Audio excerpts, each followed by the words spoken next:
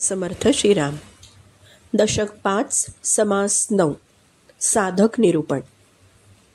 आजकाल आम्ही सर्वजण असे असतो ना की आम्ही बघा अमुक साधना करतो, आम्ही या संप्रदायाचे साधक आहोत, अशी सर्वत्र तथाकथित आध्यात्मिक चर्चा लोकांमध्ये समूहांमध्ये सर्रास होत असताना आपण ऐकतो किंवा आपण करीतही असतो.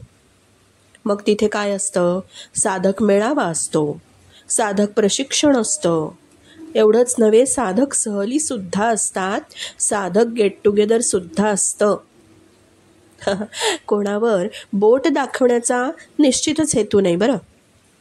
तथापि साधक म्हणजे काय हे पहिले उमजून समजून घेऊ, म्हणजे मग आपल्याला पुढचा समास कळेल. साधक लक्षणं सांगताना समर्थ काय म्हणतात? साधक शास्त्र प्रचिती, गुरुप्रचिती आणि आत्मप्रचितीने युक्त असतो. म्हणजे कसा असतो? देहबुद्धी जाऊन आत्मबुद्धीवर तो स्थिर असतो. हे साधकाचं लक्षण आहे बरं. पुढे काय? तो फक्त चांगलीच कर्म करतो. आणि पुढे स्वरूपानुभवाशी तदाकार होताना देहासकट कोणत्याही बाह्य दृश्याशी तो आपलेपणा ठेवत नाही. मग खायला मिळो न मिळो तो अनुसंधान सोडत नाही. तो मान अपमानाच्या पलीकडे गेलेला असतो. ही सर्व समर्थांनी साधकाची लक्षणं सांगितलेली आहेत. आसक्ती सर्व गुणांची आई समजून तिच्या सर्व पिल्लांना, म्हणजे कोणती पिल्लं? काम, क्रोध, लोभ, मोह, मद, मत्सर यांना तो नष्ट करतो. असा जो असतो तो साधक म्हणवायला किंवा म्हणवून घ्यायला योग्य असतो. पुढे देहाचे 5 कोश सांगितलेले आहेत. अन्नमय कोश, प्राणमय कोश, मनोमय कोश, विज्ञानमय कोश आणि आनंदमय कोश. या प्रत्येक कोशातून निवृत्त होत होत हा साधक असतो ना, तो वासनांवर विजय मिळवतो, अंतर्मुख होतो आणि तुर्या अवस्थेतून उन्मनीला पोचतो. या सगळ्या अवस्था पार करणं कसं शक्य आहे? तर फक्त प्रयत्नांनी, अभ्यासाने आणि आत्मज्ञानी संतांच्या संगतीनेच हे होऊ शकतं.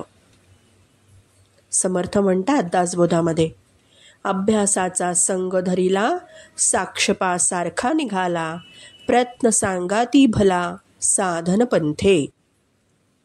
साधक काय करतो? तर आपल्या साधन मार्गामध्ये अभ्यासाची सोबत धरतो, उद्योग कष्ट बरोबर घेऊन निघतो. याचाच अर्थ लोकांना ते दाखवण्यासाठी ते कोणतंही काम करत नाही बरं. तो स्वतःमध्ये आंतरिक बदल घडवून आणत असतो. तो फक्त प्रयत्नरूपी मित्र किंवा सहचर तो आपल्याबरोबर ठेवतो. हे प्रकर्षाने लक्षात घेण्यासारखं आहे. आजची स्टार नोट फार आगळी वेगळी आणि उपयुक्त आहे.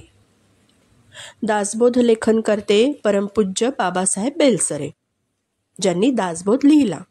अनुवाद. मुंबईच्या प्रख्यात कॉलेजमध्ये ते तत्त्वज्ञानाचे प्राध्यापक होते. अनेक भाषांवर त्यांचं प्रभुत्व होतं.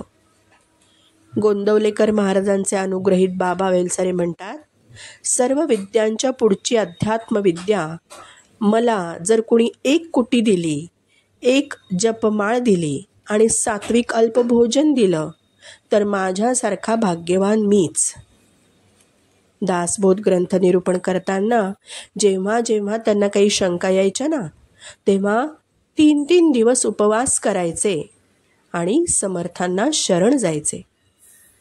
कित्येक वेळा समर्थ दृष्टांत द्यायचे आणि रात्री पहाटे केव्हाही मग त्यांची लेखणी जोर धरू लागायची.